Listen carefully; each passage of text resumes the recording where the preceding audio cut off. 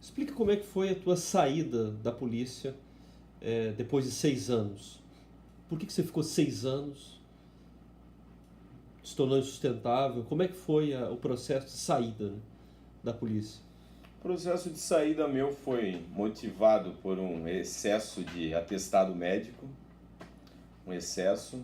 No tempo que eu fiquei na Polícia Militar, uma coisa que existe no Rio de Janeiro, que é as UPPs, aqui em Santa Catarina sempre existiu uma coisa chamada base militar e destacamento, que é a questão de se ter algo na comunidade longe do batalhão, que faz parte de uma companhia do batalhão. E nesse tempo, os oficiais estavam transformando base em batalhão e companhia em batalhão e faz batalhão, vamos fazer batalhão.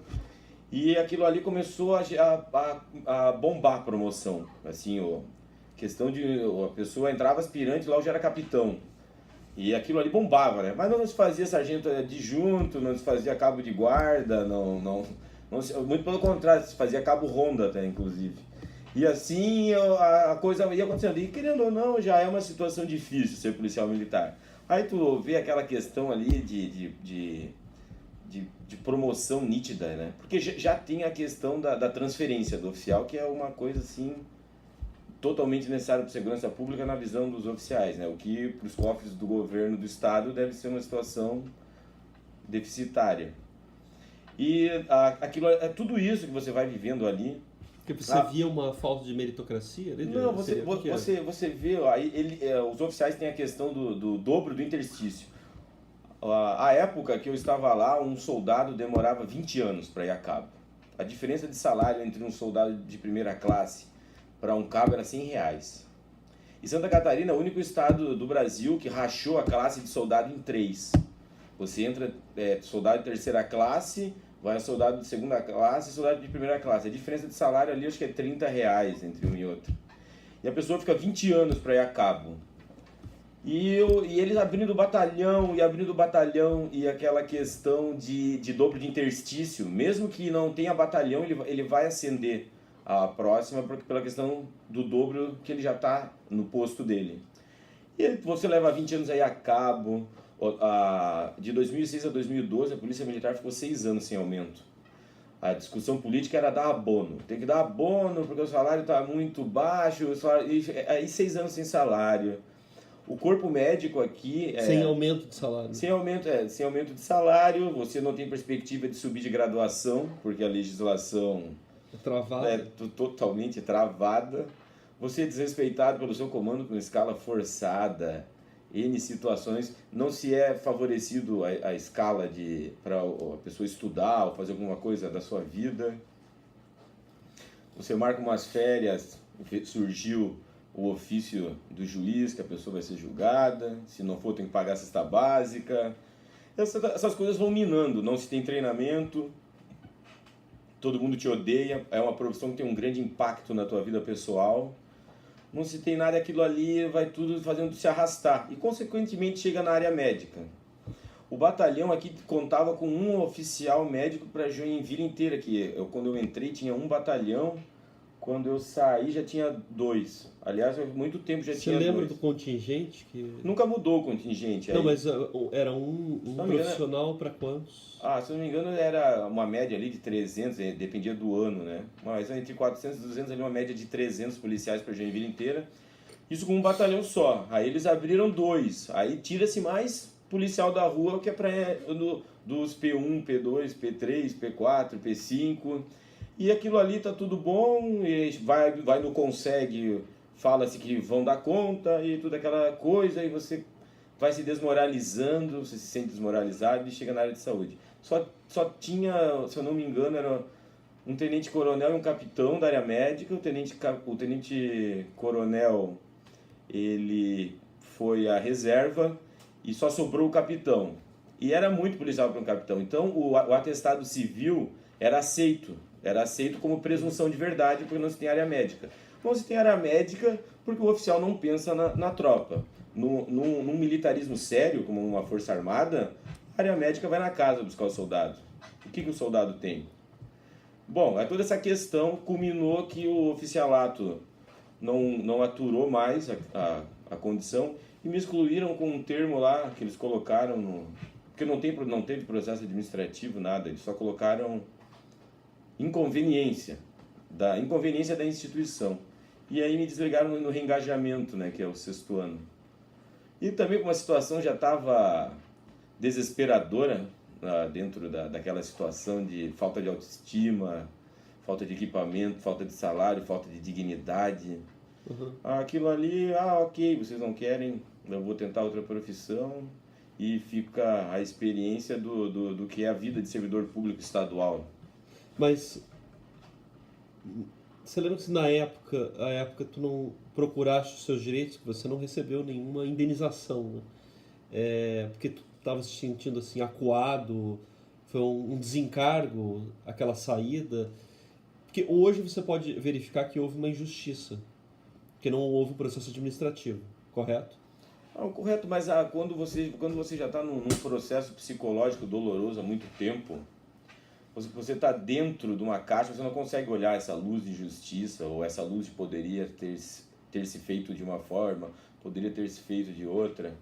O que me deixa muito claro hoje, né, que já faz muitos anos que eu saí, como uma pessoa sai de lá totalmente anti-civilizado. A pessoa tem grandes dificuldades de comportamento no mundo civil, é uma pessoa de comportamento difícil, porque aquilo que é enaltecido dentro da polícia militar não é enaltecido no mundo corporativo. A questão da gentileza, por favor, bom dia, esse tipo de coisa que se tem nos ambientes privados, né? Essa colaboração. Eu trabalho num departamento que dou acesso a um outro departamento. O militarismo só obedece quem é superior, e esse tipo de coisa. A pessoa que fica muito tempo dentro de uma estrutura dessa, ela não tem outra condição de sair. É a realidade da maior parte da tropa. Eu já estou aqui há 10 anos, não posso mais sair. E nesse sentido se segura no cabresto a tropa. Ou seja, talvez muitos quisessem sair, mas você se torna tão, digamos, engessado com relação ao que a sociedade vive, como ela vive, que se torna quase uma camisa de força. Claro que eu estou exagerando, né? Não, uma questão clara, assim, para a galera entender.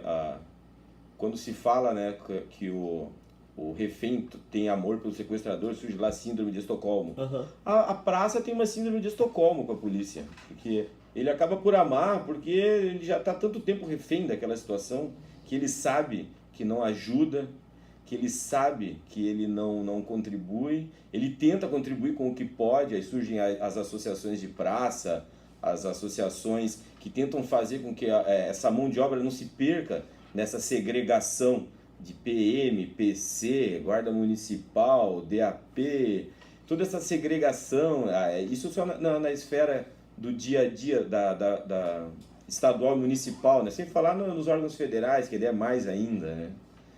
E essa mão de obra que não tem que segurar o militarismo, porque o oficial ele não é muito liberto, porque ele tem que segurar o militarismo.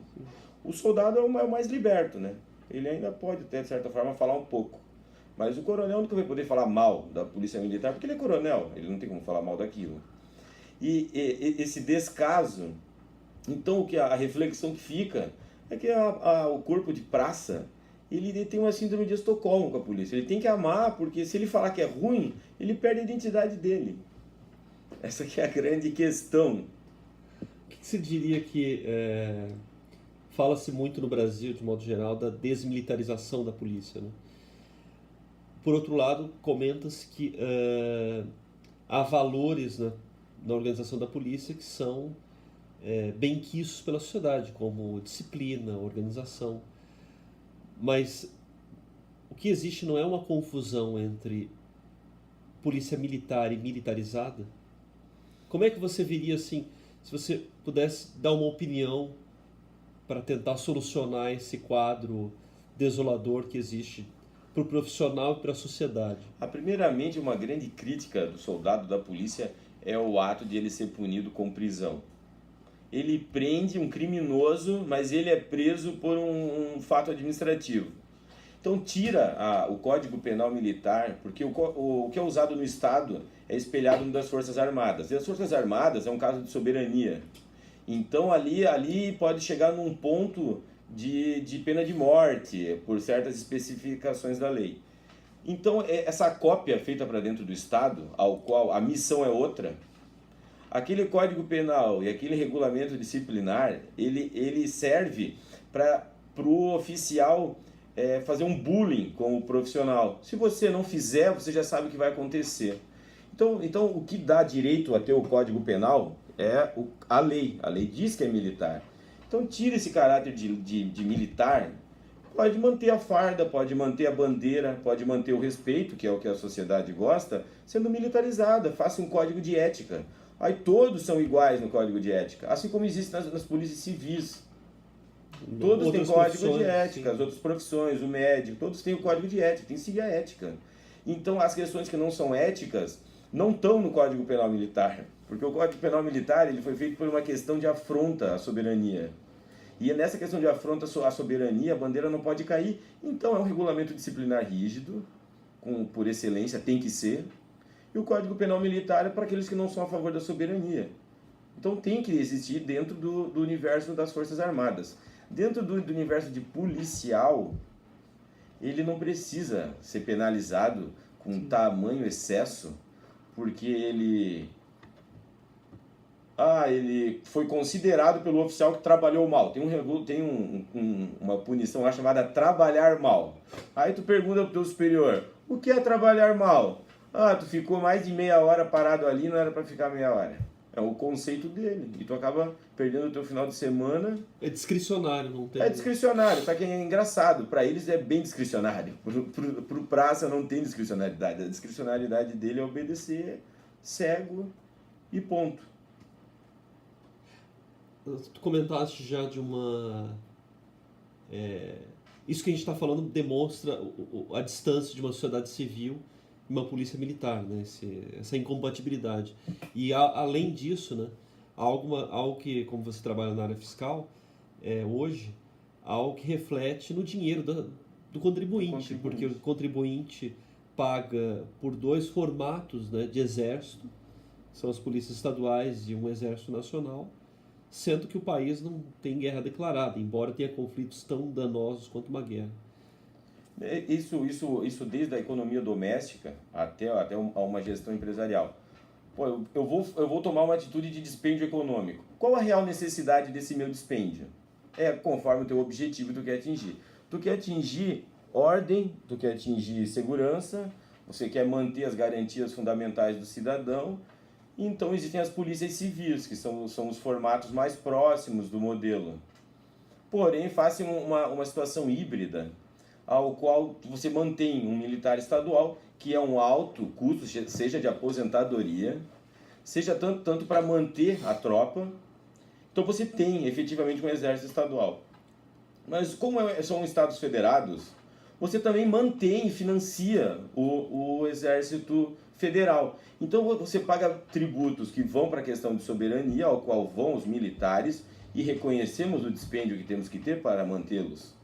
E aí nós temos um país em paz que contribui com dois exércitos, e a guerra não é resolvida. E segrega-se as instituições, não se tem um dispêndio econômico muito alto, e não se mantém o objetivo que se quer, que é a garantia as garantias fundamentais do cidadão. Porque Estado de Direito, com polícia militar, o direito de ir e vir morre no soldado que te diz vaza.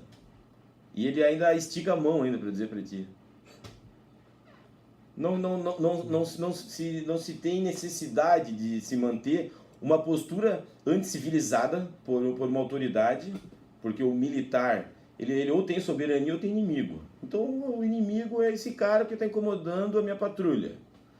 E não se tem formato civil, muito para prender, pelo menos no estado de Santa Catarina, você percebe ao entrar numa delegacia que o dispêndio econômico faltou para manter aquela estrutura. E quando você encontra um ex-presidiário, aí tu vê que faltou dispêndio econômico para ressocializar total, né? E tu vê o formato militar com o zelo e enaltecido. E a questão do militar querer manter ainda essa estrutura de dizer, não consegue dizer não, eu vou resolver o problema. Isso, na visão de um gestor público, ele mesmo, ele como trabalha na área, ele é o que mais sabe que não vai resolver. E ele faz questão de dizer que sim, porque ele não quer que se perca o formato. Claro. Uma solução que eu acho bem plausível seria os militares estaduais que querem continuar militares serem realocados nas forças federais. Aí vai se ter um conflito de conceito, porque o relaxo do militar estadual não vai ser muito aceito pela força federal, mas militar federal, acredito que a missão foi dada, eles vão realocar. E os que querem entrar, como esses soldados de aprazes, que são pessoas que querem fazer o bem para a sociedade, realmente eles querem. Eles podem ser realocados em entidades civis que eles vão ter muito mais liberdade. Eles podem falar, coisa que eles não podem hoje. Eles podem manipular uma equipe. Mediadores de conflito. Mediadores de conflito, coisa que eles são engessados, não podem fazer. E eles gastam a energia e o tempo de trabalho brigando com o oficialato. Então o oficialato quer ser muito militar, realoca na Força Federal e faz uma polícia civil, né, aos moldes de uma polícia federal. Sim. Departamento de investigação, departamento ostensivo, unifica com a perícia técnica e realmente faz um trabalho. Agora nessa questão fica uma guerra de classe, uma guerra de vaidade, ninguém quer perder o seu status quo e a sociedade fica à mercê, esperando uma reunião do CONSEG que vai vir um cara, que alguém vai dirigir para ele ainda, porque ele tem que pensar muito pelo que ele vai dizer ali, que ele não pode perder tempo dirigindo, né? Porque é muito técnico o que ele vai falar. Então ele vai naquela reunião, você perde o seu tempo de ficar com a sua família, ouvindo uma pessoa que tu cansou, porque muda um, vem outro, e o problema é o mesmo.